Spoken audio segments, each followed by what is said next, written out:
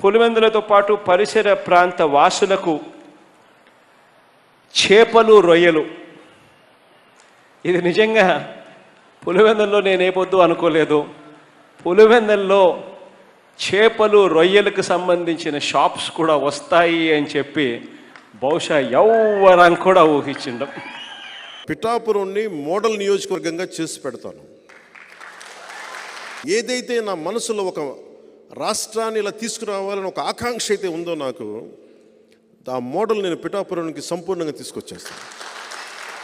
Job Mela, job calendars ఒకసారి ప్రభుత్వాలు కూడా అవసరం లేదు. నేను కూర్చోబెట్టి నా ఇష్టమైన నా అభిమానులు, నా పారిశ్రామిక సన్నిహితుల్లో చాలామంది ఉన్నారు.